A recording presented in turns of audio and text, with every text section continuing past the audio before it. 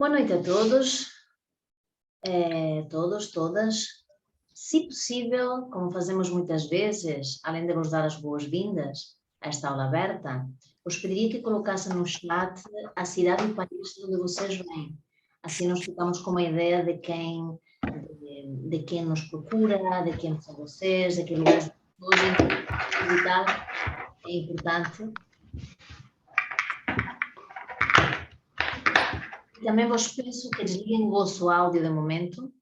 Depois vou deixar um tempo para as partilhas, para as perguntas, mas para deixarmos gravado isto, a aula completa, se vos pediria que deixassem o microfone de momento fechado, para que não há interferências, e depois nós vamos navegando por aí. Obrigada por ir deixando do lugar onde vocês vêm. Sim, ok. Muito bem. Então, hoje vamos dedicar este tempo, obrigada de Brasil, deixa-me ver, Brasil, Algarve, Madeira, ai que bom, Lisboa, Portugal, Europa, planeta Terra, é fantástico, muito bom, planeta Terra pelo menos a gente acha que está cá, não é? Isso é que dizem, e o resto se puder colocar no bem. Hoje vamos dedicar a nossa aula a falar um pouco das ferramentas, dos recursos que são necessários no mundo hoje contemporâneo, juntando os que a gente já tem, mas indo por áreas, para perceber como é que nós precisamos também nos aprofundar, nos formar como psicoterapeutas, como terapeutas, quanto é que isso é importante, como é que é importante a aprendizagem, mas sobretudo é importantíssimo o autodesenvolvimento do próprio psicoterapeuta. E que não só enquanto faz a sua própria formação, ou as várias formações. Olha, Florianópolis, Brasil, que bom, um sítio que quero muito visitar. Portanto, hoje eu gostaria de falar com vocês e que a gente pudesse compartilhar que áreas, vou falar de 5 áreas, que áreas são essas em que o terapeuta precisa aprofundar o seu próprio processo e que áreas são essas que nós precisamos incluí-las na aprendizagem, no desenvolvimento, ok? Acham bem isso? Vamos lá navegar? Portanto, vamos a deixar entrar mais algumas pessoas que estão escrevendo. Deixem vocês, por favor, as vossas questões para já, nesta primeira parte, no chat, e depois vou responder. Vai ficar também gravado. Ok. Portanto, é que ainda continuam entrando pessoas, portanto, deixem-me ver aqui se eu consigo fazer isto certo. Como todos vocês, nestes 2 anos, já daqui a nada 2 anos e meio, daqui a nada 3, temos, pelo menos não era a minha praia, tido que contemporaneamente a gente se aprimorar também no mundo digital e perceber como funciona o Zoom, o Webby, o Teams, tantas plataformas, que acho que a gente já, até epigeneticamente, já alterou alguma coisa mesmo, biologicamente, como a gente criticou tanto os jovens que estavam sempre no computador, agora a gente, por necessidade, precisou ficar muito tempo no computador e nas máquinas. E vamos tentar também tirar recursos disso no nosso próprio desenvolvimento. Portanto, vamos começar então a falar dessas 5 áreas que eu gostaria de partilhar com vocês, nas quais o terapeuta precisa cada vez estar mais bem preparado e cada vez precisa também mais preparar-se na sua própria vida.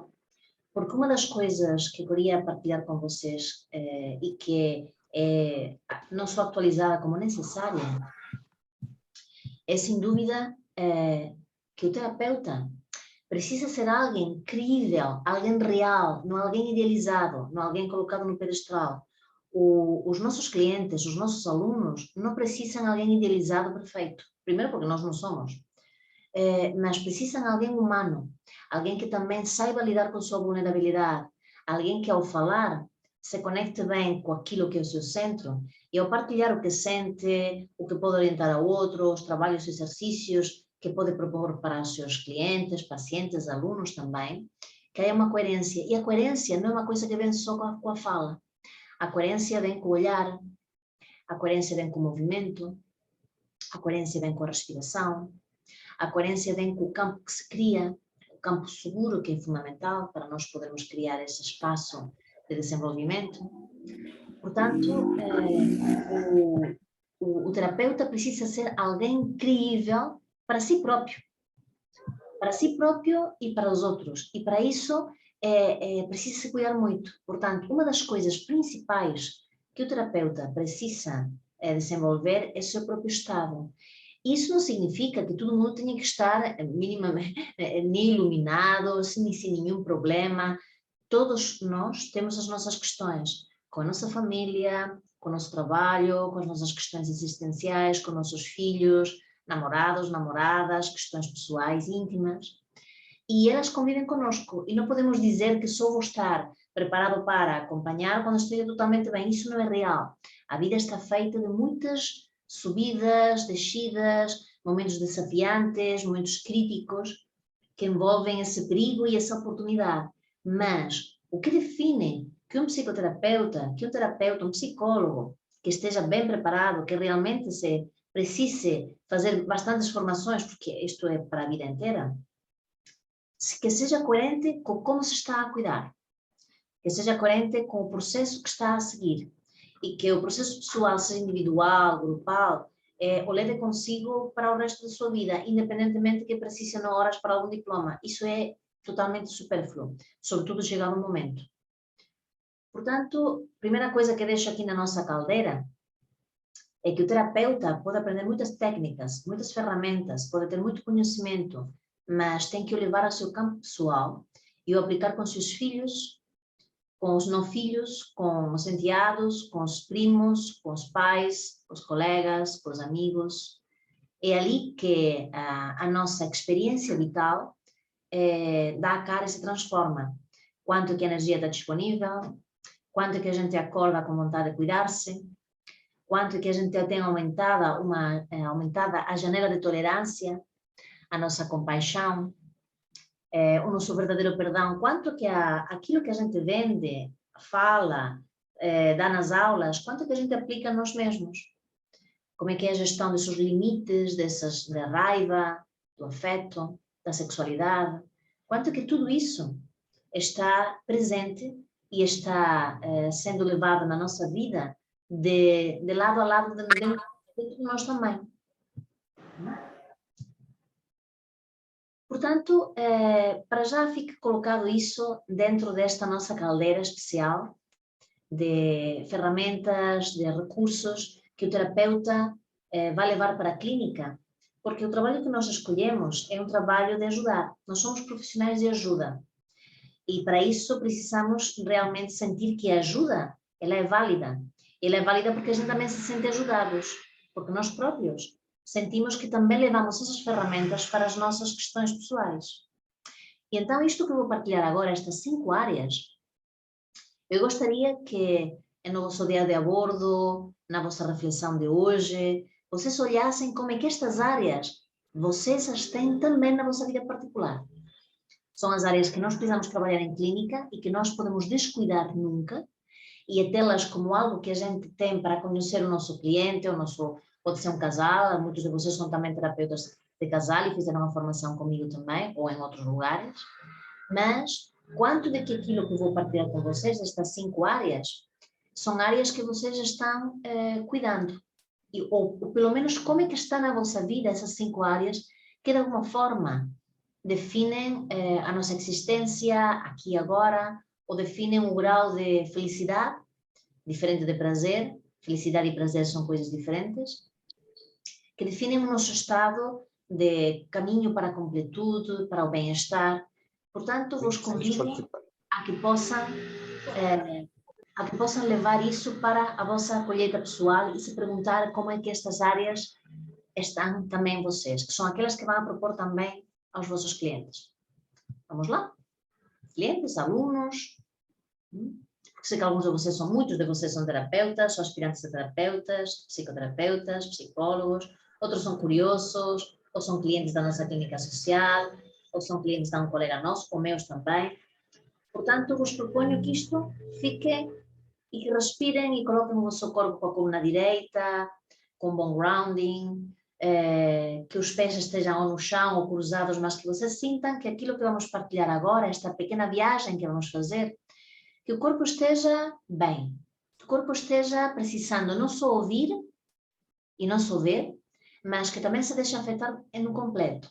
Que uma vez que esta área, o CPSB, é um centro que é um centro de psicoterapia corporal. É uma área biointegrativa porque integramos muitíssimos conhecimentos, filosofias e técnicas, mas, sem dúvida, nós, ao incluir o corpo, quando falamos destas questões, precisamos também o levar ao soma. Não só a cabeça, a mente, claro que sim, mas também perceber como é que a gente fica afetado. Se a minha barriga treme, como está a minha respiração, como está a minha coluna, como é que estou encaixando isto, que pode ser que eu concorde e até pode ser que eu não concorde. Mas então, como é que eu me permito ser afetado? Porque o nosso corpo é uma grande orquestra e temos acesso, no melhor e no pior, à nossa farmácia interna. E a nossa farmácia interna constantemente está sendo alterada pelos estados que nós temos sensacionais, emocionais e de ideias. Por isso, se eu cuido dessas áreas todas e me dou conta como me está afetando no meu soma, aquilo que vou experienciando, eu vou ter o meu corpo como um grande aliado e como alguém que me ajuda, que me alerta e que vai para além da mente. Lembrem-se que a mente mente, mas o corpo não. Eu posso elaborar muitas coisas na minha cabeça, mentir-me muito, que não é necessário, que não preciso, que estou bem, mas meu corpo, se não gosta, meu corpo adoece, meu corpo acidifica, meu corpo não dorme bem, meu corpo levanta e não tem energia, meu corpo tem um apetite exagerado ou tem falta de apetite. Portanto, o corpo é um grande aliado de todos nós. E enquanto psicoterapeutas, psicoterapeutas somáticos, por favor, incluam o vosso corpo na vossa observação. Concordamos com isso? Sim? Good? Vamos a isso? Ok. Muito bem. Então, que áreas são estas que nós vamos a navegar? Vamos a navegar primeiro pela área social. E que área social é essa? Que nós precisamos indagar em nós e nos nossos clientes.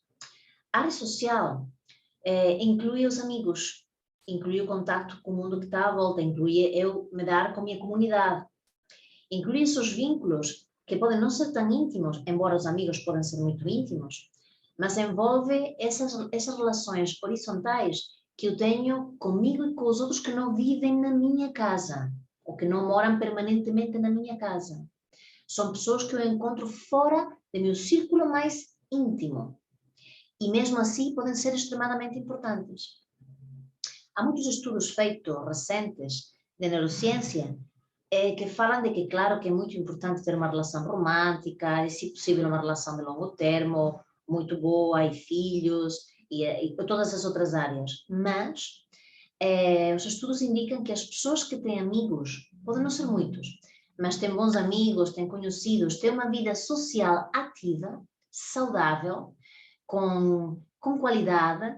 Há pessoas que têm amigos de longa data, há alguns que têm poucos, mas vão tendo ao longo da vida e vão tendo estes encontros e são fascinados por pessoas que vão conhecendo. A forma como cada um de nós vive o mundo social é muito importante. E esses estudos falam de que uma pessoa pode ter bastantes dificuldades em outras áreas, mas que se tiver uma boa rede de amigos, saudável, que se constrói ao longo do tempo, que podem contar, que dedica-se e que dá tempo a essas pessoas, o nível de estresse diminui muito. E a sensação de estar pertencendo a um grupo, que é uma das necessidades básicas que os humanistas falam, de a sensação de pertença, eu tenho um clã, eu tenho uma rede, muda por completo. Por isso, indaguem-se como é que estão a cuidar da vossa vida social, da comunidade em que estão inseridos ou não, ou se é uma coisa que vocês vivem muito solitariamente, se têm tido experiências com os vossos amigos, a maior parte das vezes nutritivas, ou têm habitualmente muito conflito, porque são áreas que vocês vão precisar explorar com os vossos clientes também, primeiro com vocês e depois com eles. Como é que o vosso cliente, a vossa cliente, os vossos grupos terapêuticos, como é que os indivíduos têm criado esses laços, esses vínculos, como é que a biografia, e quanto de segurança eles sentem. Portanto, indagar sobre a parte somática dentro dos vínculos sociais, das amizades, é fundamental. E é fundamental, sobretudo, perceber qual é a biografia, qual é a imagem que nós temos de nós mesmos enquanto pessoa que vincula na amizade. Como é que a gente se entrega? Como é que a gente fica sófrego? Como é que a gente fica distante? Como é que a gente cuida, que tempo a gente dedica e energia a cuidar de como é que elas estão? Dizem que os amigos vêm quando a gente les chama, mas vêm sozinhos quando a gente precisa. Quanto que disso está na nossa vida? Quanto que disso a gente coloca também para os outros, para nós mesmos e para os outros? Quanto que a pessoa que vamos acompanhar tem criado, porque isso é algo que precisa de nutrição, se não se nutre, os vínculos de amizade não avançam, quanto disso é importante para a pessoa. Vamos imaginar que não é uma coisa muito presente.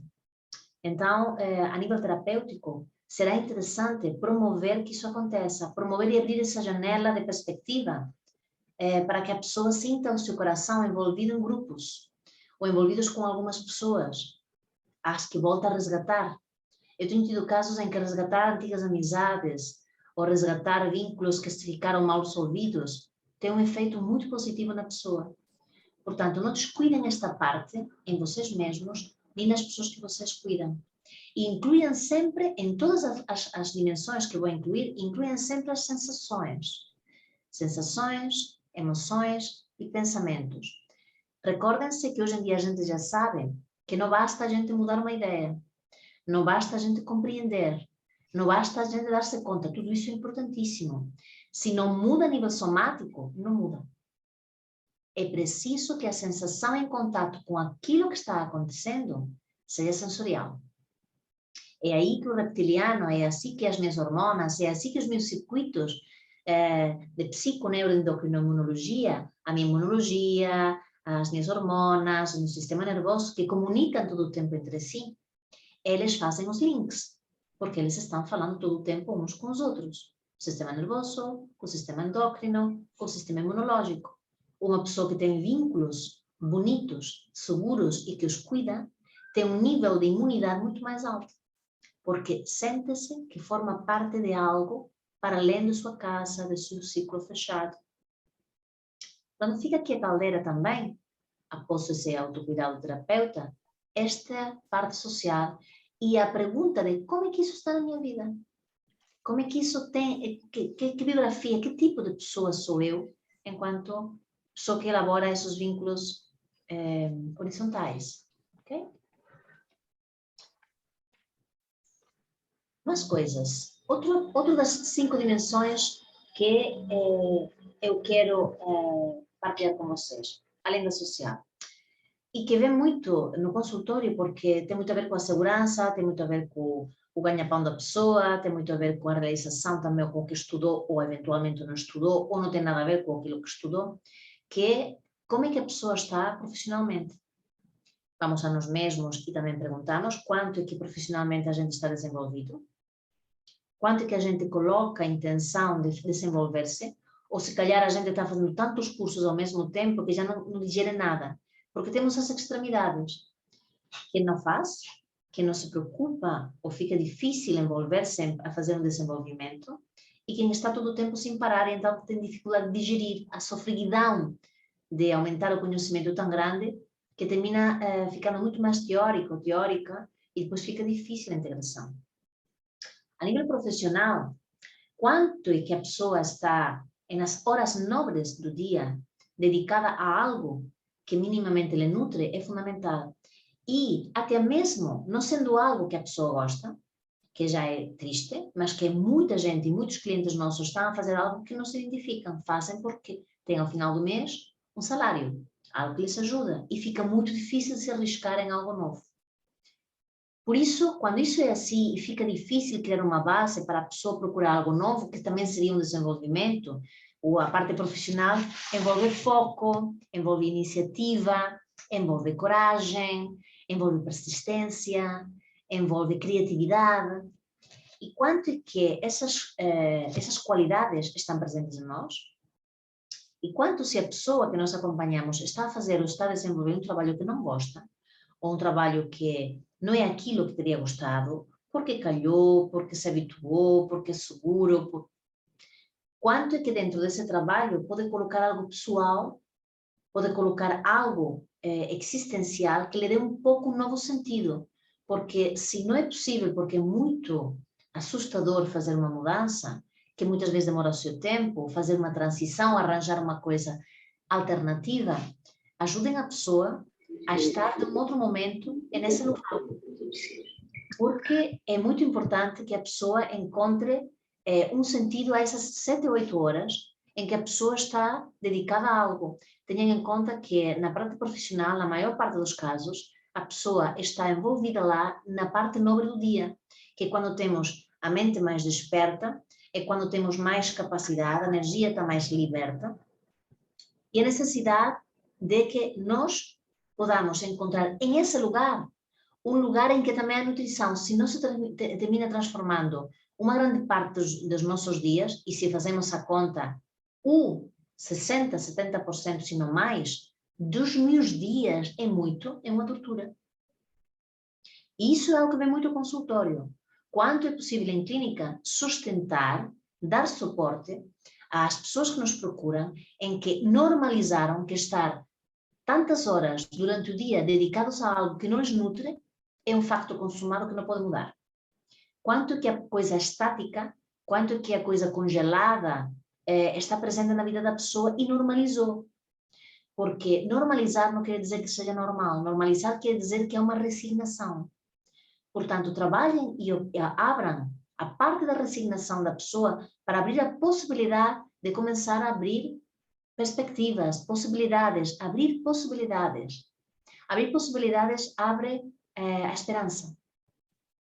E por muito difícil que seja, se é impossível, se a pessoa sente que é impossível, é pelo menos olhar de outra forma, colocar algo de outra forma, vincular com essas pessoas de algum outro lugar, vincular com essas pessoas de trabalho, criando laços também de amizade, fazendo algo nos intervalos, criando um espaço mais simpático.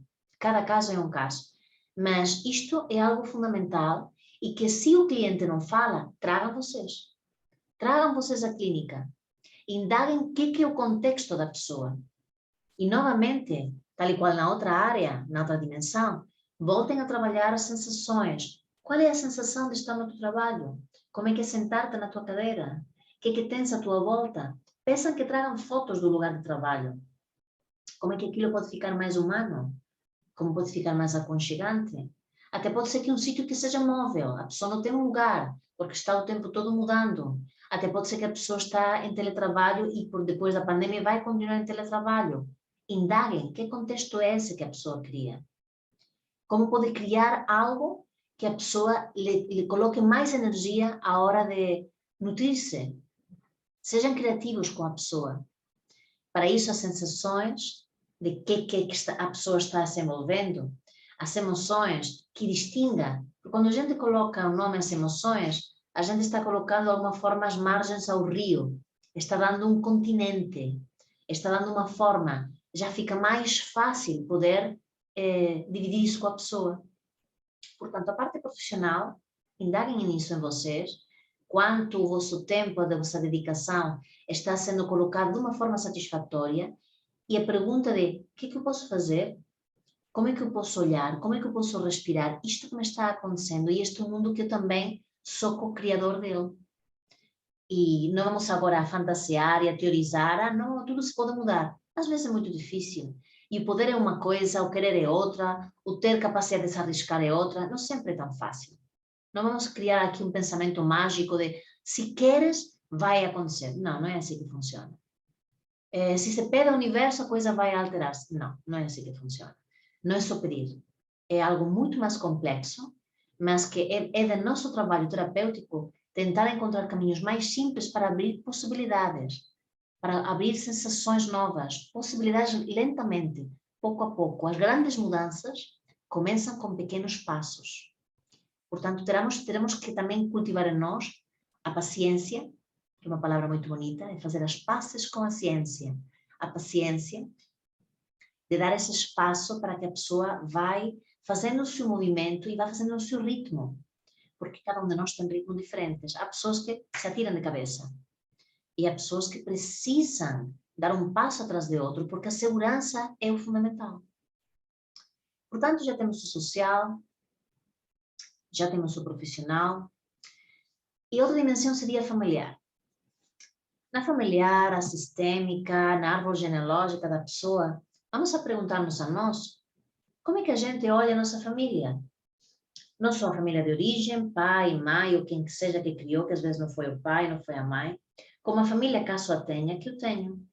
E se não tenho família constituída, e tenho um filho, ou não tenho filho, ou quero ter uma família, ou já tive família e neste momento estou separado, separada, ou estou em um processo de transição, qual é que é o contacto que a pessoa tem com a ideia da família? Porque isso não significa que todo mundo tenha que ter uma família conservadora, com casalinhos, 2 filhos, o cão, o periquito, ou a casa na praia. Não é assim que significa a felicidade. Há muitas formas. Mas quanto é que a ideia de família, de origem e a base, está presente agora na família que se tem, ou a que se quer construir, ou aquela que pode ser eu próprio, morando na minha casa, que eu tenho presente em mim. Portanto, essa ideia de clã mais junto, para além dos amigos, de coisa mais íntima, como é que está na pessoa? Como é que está em mim? Não é como deveria de estar. Que sensação de pertença a uma gênesis eu tenho? De onde que eu venho? Quanto é que isso me dá segurança? Se calhar não me dá segurança. Há histórias terríveis. Eu tenho histórias traumáticas em consultório em que a última coisa que a pessoa tem é a possibilidade de ligar ao pai ou ligar à mãe para pedir algo. Pelo contrário, mal eles querem que ninguém ligue porque é tudo muito traumático. Tudo isso é possível. Então, como acolher, como abraçar a ideia interna que a pessoa tem do que é uma saudável família, e se temos uma saudável família, como cuidá-la, como dar espaço a que se possa recuperar de aí um bom grounding e se possa também trabalhar o que vocês sabem, o perdão, a aceitação, a integração, tudo isso. Mas, sobretudo, a nível de vínculos mais íntimos, como é que isso está em mim? E, mais uma vez, sair fora do idealismo e da crítica, se possível, e perceber de facto qual é que é essa minha história. Porque a gente pode trabalhar muito a criança interior, pode ir para trás na linha do tempo, e há trabalhos lindíssimos para isso. Mas aquilo que se vai efetivar é no meu corpo atual adulto. É este que vai ter que gerir tudo isso, porque a minha criança já não está mais. O que está é os restos e residuais daquilo que ficou inserido em mim enquanto adulto. Portanto, o corpo que a gente está ajudando eventualmente a transformar é o corpo atual, não o corpo daquela época. Então é bom perceber o que está presente em mim, que fios, que restos estão na minha pele, as carícias que eu tive ou não tive, o que está presente em mim enquanto as coisas que eu vi, as coisas que eu tenho memorizadas nos meus sentidos. Trabalhar com os sentidos é muito interessante. Que vozes, que cheiros, que gostos, que toques tenho recebido. O que está na minha história a nível da família? Podem ser coisas que já passaram, mas são maravilhosas, como podem ter sido terríveis. Maltrato, abuso. E como é que hoje eu estou contigo? Como é que hoje eu navego no atual, no presente? E para nossos clientes, quanto é que esse contexto, quanto é que isso está presente? E trabalhar de novo com as sensações, com as emoções, com a mente. O terapeuta precisa saber ter calma para saber perguntar. E para saber até mesmo criar psicodramaticamente, até mesmo no consultório, um espaço em que a pessoa fala, olha, se colocamos aqui o teu pai, aqui tua mãe, aqui teu irmão, e poder navegar como é a sensação de ter essas pessoas perto. Como também haverá pessoas que a gente fazendo isso fala, não tem nenhum sentido eu falar que eles estão aqui presentes porque eu não vejo nada. Portanto, o terapeuta precisa saber quando pode trabalhar projetivamente e projetar figuras que não estão presentes fisicamente, mas energeticamente, e quando a pessoa precisa navegar de outra forma, com a linguagem, com o desenho, com o corpo e com a música, com a meditação. O terapeuta hoje em dia está muito mais, ou é muito mais exigido, que conheça muitíssimas ferramentas e que as saiba integrar e não as faça de uma forma desconectada. Mas o terapeuta tem que saber trabalhar com desenho, Então, Tem Edu, que trabalhar com plasticina, por exemplo. Tem que saber trabalhar com música. Tem que se trabalhar com o corpo. Tem que se trabalhar com relaxamento. Tem que se trabalhar com objetos, com taças, se for necessário. O terapeuta hoje precisa de uma formação muito sólida para saber por que canal vai ser mais fácil chegar e tocar a pessoa para abrir o seu canal de recursos. Então, para isso, o próprio terapeuta precisa também ter navegado em tudo isso e continuar navegando. E aí, em contato com a família, com a imagem, com a biografia que a pessoa carrega, o terapeuta precisa navegar por tudo isso. Tanto na fala, como nas sensações, como no movimento.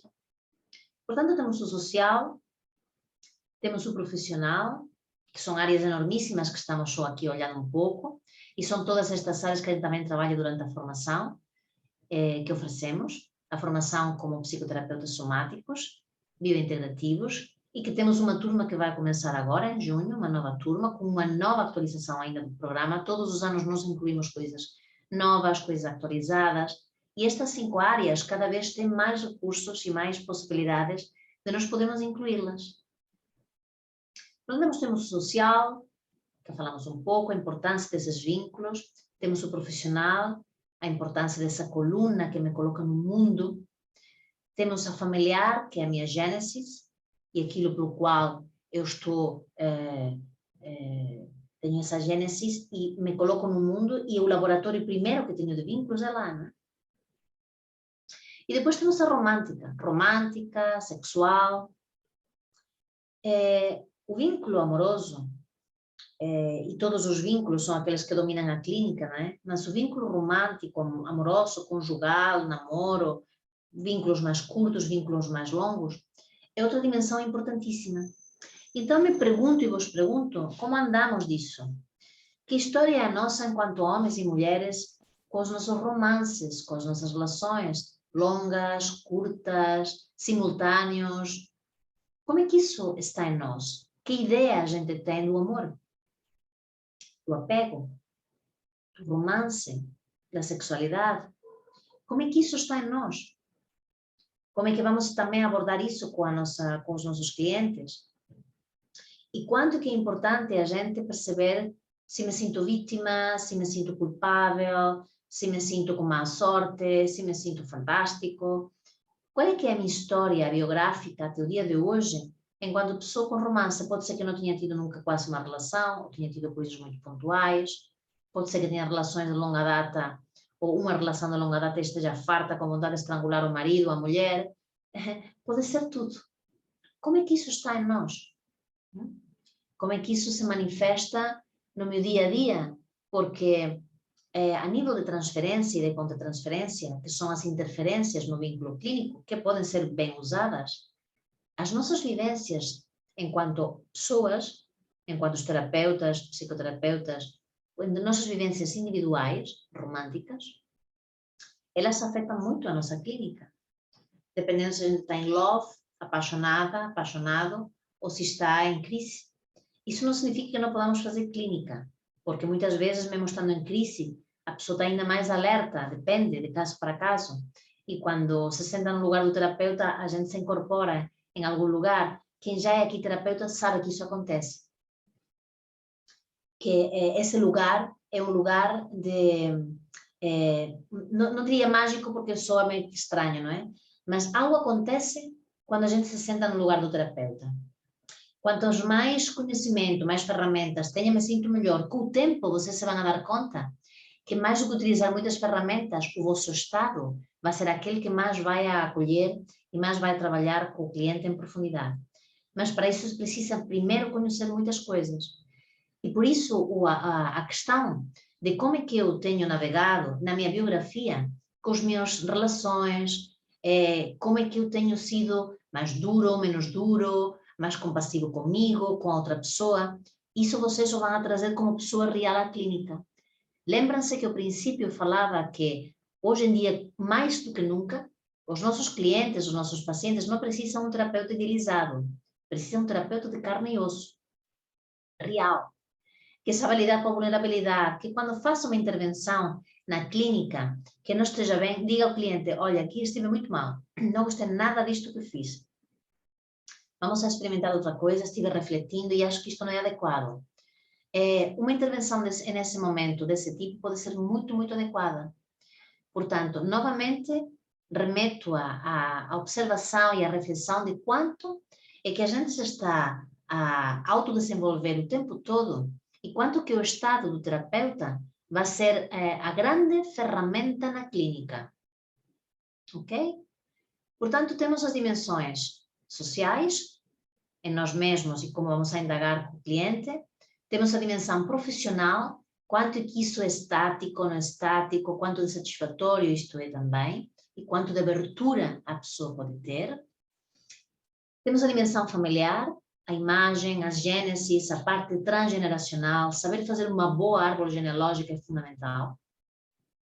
Com o corpo, com o histórico, com aquilo que vai chegando, com aquilo que ficou registrado. Temos outra dimensão que é a romântica sexual. Podem estar separadas, podem estar juntas, mas qual é essa biografia que cada um tem? Em que momento o terapeuta que está atendendo ou que vai atender se encontra? Que ferramentas pode trazer de sua própria aprendizagem? Porque eu não faço terapia agora, com 51 anos, que eu fazia aos 23, 24 anos. É impossível que eu faça da mesma forma. E como vocês também não vão fazer. Há coisas que eu aprendi com a vida, coisas que aprendi com a vida e com a clínica, com as minhas experiências pessoais, e que vão fazendo uma transformação também no terapeuta. O terapeuta não pode estar estático. Portanto, já temos 4 dimensões. E essas dimensões precisamos aprendê-las em nós mesmos e experimentá-las. Por isso a nossa formação é teórico-vivencial. Todos estes temas são trazidos teoricamente e são vivenciados desde o primeiro momento, teórico-vivencialmente, tanto online, quando as aulas são online, como presencialmente, quando temos os workshops, quando temos os retiros, porque nós precisamos experienciá-las novamente, como falei, sensorialmente, emocionalmente e a nível de ressignificação. E isso é preciso perceber como afeta também a parte orgânica, porque sensações muito desagradáveis me liberam muito mais cortisol, que é o antagonista da serotonina. Portanto, tudo isso nós precisamos perceber com mais qualidade e aprender essas ferramentas, porque nos vai ajudar quando muda o tom de pele, quando sobe a temperatura, quando a pupila dilata, esses sinais de contacto, essas questões do corpo que me acontecem a mim, acontecem ao outro, me vão indicando que o corpo está passando por um processo. E isso precisamos aprendê-lo, primeiro passando também por isso, como terapeutas e clientes o tempo todo durante a formação. Por isso é uma formação muito completa, é uma formação muito profunda, que envolve também, entre outras muitas ferramentas, a parte transpessoal, da qual vamos falar também agora, porque o terapeuta não pode desvincular-se de aplicar um recurso se não tem experimentado e o aplica com essa intenção, essa qualidade humana, essa qualidade que toca ao outro. E vocês que são clientes, terapeutas, profissionais, curiosos, até mesmo no vosso dia a dia, se vocês respiram um pouco e param, vocês sabem de vossos amigos e das pessoas que vocês têm perto, quem é que tem um efeito em vocês calmante, quem tem um efeito irritante, quem é que tem um efeito que acolhe, são pessoas diferentes, sensações diferentes, muitas vezes sem intenção, mas isso é no dia a dia. Então imagine, sabendo tudo isso, como o terapeuta tem que cuidar do seu estado, porque ele vai criar um campo. E esse campo vai determinar o grau de profundidade e de intimidade que se cria com o outro.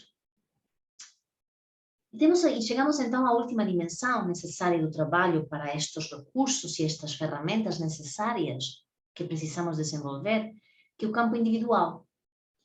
E no campo individual, quais são os temas? É de mim para comigo, claro que tudo me afeta, a parte romântica, a familiar, a profissional, a social que está em mim, mas depois quando eu fico comigo, porque há que saber estar só, e há que saber estar com o mesmo, e digerir e absorver, e perguntar-nos como é que está o sentido da minha vida. E o terapeuta, primeiro de tudo, perguntar-se como é que está andando a sua existência finita. Porque há uma coisa que nós sabemos, nós vamos a morrer todos. Vocês sabem disso, que a gente tem um estado finito? temos um estado finito. Portanto, temos uma finitude. E temos um tempo marcado. Não sabemos se será daqui a um dia, 3 semanas, 3 anos, 30, 40, 50 anos. Eventualmente todos queremos chegar até o final da vida. Quando isso não acontece, estamos falando também de outra questão também existencial. Portanto, quando trabalhamos o individual, e aqui o terapeuta precisa ter uma formação ainda mais sólida, porque no individual, a nível de sentido de vida, a nível existencial, a nível transpessoal, as nossas crenças, aquilo que nos acompanha para a gente acordar da parte da manhã e ter o suficiente cortisol saudável para dizer vou para o mundo, vou a novamente me relacionar, vou porque isto tem sentido para mim, vou porque quero que isto fique registrado no meu corpo, na minha biografia. O sentido da vida, o porquê faço o que faço, o significado que dou, é muito importante. Vocês sabiam que a nível de memória, as minhas experiências não se organizam por ordem cronológica. A minha memória se organiza por ordem de significado, por ordem de importância. Tanto é importante a forma como eu vivo as minhas experiências. Tal e qual é importante que o que adoece não é o trauma, é o drama, a forma dramática como eu vivo a minha experiência. Por isso a parte individual, as questões todas estas, social, profissional, familiar, romântico, individual, novamente a pergunta é para nós. Como é que eu estou a sentir que esta existência, seja que se acredita que é algo depois desta finitude ou antes, para além disso, esta que tenho, esta existência que neste momento habito com este corpo também finito, como é que está? Como é que estou cuidando disso? Não me questiono sobre isso? Como é que o terapeuta se questiona sobre isso? Sobre o seu grau de felicidade, sobre o seu grau de sentido de vida. E já não falo de missão no mundo, porque às vezes isso pode criar uma tensão enorme, que temos que ter todos uma missão. Não tem porquê. E se a sensação de sentir que a minha existência, eu sinto que é válida e sinto que a estou a cuidar. E o mundo, tanto a nível de meditação, que navega, que me ajuda a dar um sentido que pode ser religioso, espiritual, budista, taoísta, o que vocês quiserem.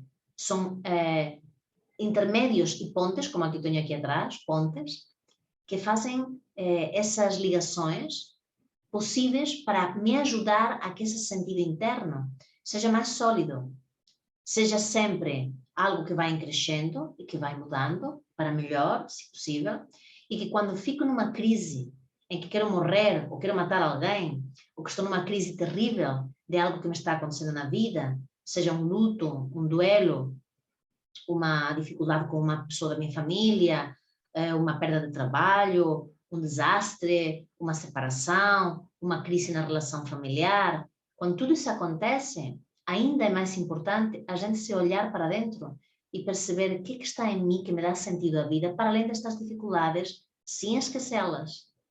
Como é que a gente se coloca em algum tipo de calma quando o furacão está à nossa volta? Sabem que essa coisa de imagem de a calma dentro do furacão e o furacão à volta é uma imagem muito interessante do Sufi, da filosofia Sufi. E não só. A possibilidade, às vezes, parece que tudo na nossa volta está a ruir, ou está com dificuldades, e eu posso encontrar uma forma de encontrar esse centro e haver um lugar em mim que mesmo quando tudo está muito difícil, eu sinto-me ainda conectada. Isto são coisas que a gente precisa tocar, aprender e memorizar sensorialmente. Aqueles que são alunos sabem que sou muito chata com a parte sensorial e com a parte das sensações e a parte reptiliana, porque uma das grandíssimas ferramentas e recursos que a gente tem nos últimos anos que nos ajuda a psicoterapia é que a gente não pode só trabalhar mentalmente, nem sequer só a nível de movimento e de corpo, a gente precisa trabalhar com tudo isso, mas precisa levar as sensações, a respiração, ao calor, ao agradável e ao desagradável, porque a linguagem do nosso cérebro reptiliano são as sensações, não são as emoções. E é ali onde fica, de uma forma às vezes inconsciente, os resíduos das coisas mal resolvidas. E se eu resolvo aqui e não resolvo no reptiliano, eu levo uma mala muito pesada de viagem para a minha vida. Por isso é importante conhecer a linguagem das minhas sensações. A barriga que mexe, o calor que se altera, o congelamento dos meus braços, o fechar os meus punhos. Eu preciso perceber a linguagem das minhas sensações quando me deparo com as dificuldades e quando me deparo com os momentos de alegria e de prazer, para que cada vez essa sintonia, essa sincronia possível me ajude à transformação. E então seja capaz de estar perante crises e sentir tudo isso que sinto, mas saber me autorregular comigo e me corregular com os outros. Respirando, dialogando comigo, trabalhando o meu ventral, para quem conhece a teoria polivagal, há outras teorias também que se juntam a essa. Quanto é que é importante a gente incluir o soma na minha transformação. Por isso, a nossa formação, de facto, é muito exigente, porque eu exige a nível teórico, prático, e exige também que a gente conheça também a parte orgânica. Porque o que acontece-me, não me acontece quando eu amo, meu coração, minha oxitocina, meu corpo está em transformação. Quando eu odeio, também. Quando eu me irrito, meu corpo está mudando. É o tempo todo uma farmácia interna, ao qual nós podemos aceder a tudo. Portanto, estas 5 áreas são áreas fundamentais que nós precisamos desenvolver em nós, enquanto pessoas, e que nós necessitamos desenvolver enquanto terapeutas, e por isso as formações precisam indagar como é que sensorialmente, emocionalmente, a nível de consciência, nós precisamos indagar nestas áreas. E como é que é importante quando o cliente não traz estes temas, nós precisamos abrir janelas de possibilidades. Se não fala de sua parte social, encontre um momento para abrir essa janela. Se não fala de sua parte profissional, encontre uma janela. Muitas vezes os nossos clientes vêm com um monotema. Tem que se trabalhar esse tema. Mas trabalhem com recursos das outras dimensões também e indaguem como é que a pessoa se assume nessas 5 áreas. Porque é preciso para não só destotalizar, é preciso para ver como está no mundo. E o mundo tem muito mais do que os nossos conflitos. Faz sentido tudo isto, pessoal? Sim? Ok. Muito bem. Então, agora gostaria de que, se quisessem, pudessem fazer perguntas. Fica aberto aqui a possibilidade de fazerem alguma questão, alguma partilha.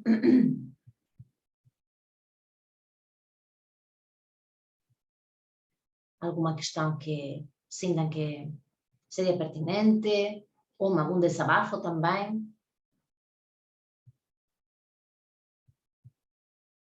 Deixa-me que eu veja se alguém colocou também aqui alguma coisa no chat.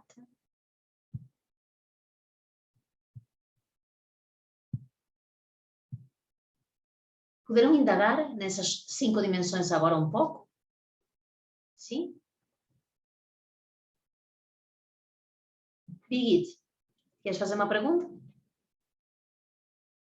Liga o microfone. Isso. Olá. Então, prazer conhecer vocês todos. Eu sou do Brasil, São Paulo. Eu já trabalho com um tipo de psicoterapia corporal, tá? E eu gostaria de entender como que vocês trabalham nessa psicoterapia somática em relação ao corpo, tá? Que pelo que você falou, você trabalha com todas essas ferramentas. Mas existe uma abordagem especificamente de corpo? Vocês usam maca para abordar o paciente também? Maca, como é que é? Maca é um lugar onde a gente deita o paciente para cuidar do paciente. Tá bem, já percebi a palavra que não estava entendendo. Obrigada, Birgit, pela pergunta.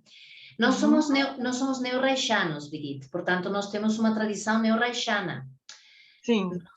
Nós trabalhamos com o corpo porque nós temos uma influência muito grande de raiz, também da bioenergética, da biodinâmica, da biociência, que estivemos muito tempo ligados. Portanto, nós trabalhamos com movimento, nós trabalhamos com toque, nós temos habitualmente um colchão grande no consultório, no qual podemos trabalhar com a pessoa deitada, trabalhamos com movimento, Meu consultório, particularmente, a maior parte dos meus colegas é misto. Tem um sofá, tem cadeiras, tem um espaço aberto, tem um colchão.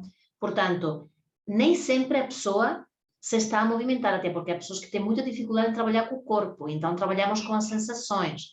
Mas o objetivo é que a pessoa também vá pouco a pouco, cada vez mais percebendo como se senta. Muitas vezes trabalhamos descalços. A pessoa tira o sapato, a pessoa chega para conhecer o contato que tem com o chão. Para algumas pessoas, isso é tudo um acontecimento. Tirar o sapato, tu que eres psicoterapeuta corporal, sabes que muitas vezes tudo isso é um acontecimento, é um ritual. Chegam, tiram o sapato, sentem no chão, vão à respiração, o corpo já começa a mudar quando vão subindo pelas escadas, não é? Sim. Portanto, a entrada no consultório de um terapeuta corporal, sobretudo quando vem desta área reichiana, trabalha com a respiração, trabalha com movimento, trabalha incluindo todas estas áreas, e agora aprofunda muito mais para perceber como é que está também o corpo orgânico, e como é que inclui a parte transpessoal também, e como tem que estar atualizado no que está acontecendo no mundo, e o social, e político, e tudo, mas o corporal nosso se adapta também à necessidade do cliente, porque nós precisamos não é ir com protocolo. Por exemplo, na vegetoterapia analítica, havia um protocolo de trabalhar os segmentos reichianos, não é? Isso, em sua altura, teve muita importância, quem trabalha muito bem com isso, mas aí se segue o protocolo. Nós precisamos seguir, não é o protocolo, precisamos seguir a pessoa, saber trabalhar com o fio solto que a pessoa tem. Sim. Ok? Tá, ok, obrigada. Tá. Ok. Alguém mais quer partilhar antes que nós... A gravação fica disponível, sim, para algumas pessoas que estão perguntando, que entraram e se baralharam com as horas. Obrigada pelas mensagens privadas que me estão mandando. Obrigada pelos vossos carinhos. E principalmente o que queria partilhar com vocês é estas 5 áreas. E como nós, enquanto psicoterapeutas, que trabalhamos desta forma integradora, precisamos também incluir o corpo, mas não só. Incluir o corpo significa incluir o corpo orgânico, o corpo que se mexe, mas também incluir o corpo do terapeuta. Não se esqueçam que por muitas ferramentas que a gente tenha, por muitas questões que a gente conheça, quem cria o campo é o terapeuta, na forma como olha, na forma como coloca a voz, seja presencial, seja online, porque agora podemos, quem já é terapeuta aqui sabe, que vamos continuar num sistema híbrido. Quem já abraçou a parte online já tem clientes provavelmente do mundo inteiro, ou de vários lugares. Eu já tinha muito antes da pandemia e me consegui ir adaptando bastante bem, só que não sabia que ia ter essa dimensão. Mas isto também deu acesso a que pessoas de muitos lugares sem acesso à psicoterapia pudessem ter este recurso. Portanto, há que saber trabalhar também online, e com todas estas dimensões, e saber colocar a pessoa de pé, e não ficar-se só no ecrã. É interessante porque se a gente trabalha só verbalmente, mesmo presencialmente, a gente se foca só no que a pessoa diz, e na associação livre, mais psicoanaliticamente ou comportamentalmente. E vindo um mundo digital, a gente também tem a tendência a ficar só no ecrã. Mas o ecrã é o ecrã da sala. A gente tem a possibilidade de colocar a pessoa em movimento, mesmo utilizando as ferramentas que tem, empurrando o computador e a mesa, e utilizar a música e as luzes e o corpo. Portanto, não há, de alguma forma, limites na criatividade do terapeuta se, sobretudo, a intenção e o foco é trabalhar com recursos, trabalhar com aquilo que a pessoa está mais saudável, para ir depois às partes destas 5 dimensões em que precisa abrir as janelas de tolerância, as janelas de criatividade, para pulsar melhor, que é o que nós queremos. E para fazer isso, cada vez mais precisamos um bom autodesenvolvimento enquanto terapeutas, enquanto pessoas, e indagar também nesses temas em nós a vida inteira. Certo? Ok? Muito bem, pessoal. Então, vos queria agradecer terem estado presentes nesta aula. Depois ela ficará gravada e disponível nos nossos canais, nos canais da escola. E queria vos propor que se cuidem, que reflitam sobre estas áreas todas. Aqueles que estão interessados em aprofundar no seu trabalho psicoterapêutico, as inscrições para a nova turma estão abertas, já temos muitas inscrições, estamos fazendo as entrevistas pessoais. Para aqueles que já são profissionais, poderão só fazer uma parte. Portanto, peçam informações na escola, sobre aquilo que nós estamos a fazer, as diferentes formações que nós oferecemos. Esta vai começar em junho, é uma formação internacional, com acreditação nacional, europeia e internacional, que é muito, muito importante para a nossa carteira profissional e para nossas acreditações nos nossos trabalhos nos diferentes países e continentes, e nós conseguimos isso. Portanto, vos desejo que façam um bom percurso, sejam muito bem-vindos aqui à nossa casa, sejam como clientes, sejam como alunos, sejam como curiosos, e vos espero em breve e, sobretudo, vos espero bem. Muito obrigada e até breve.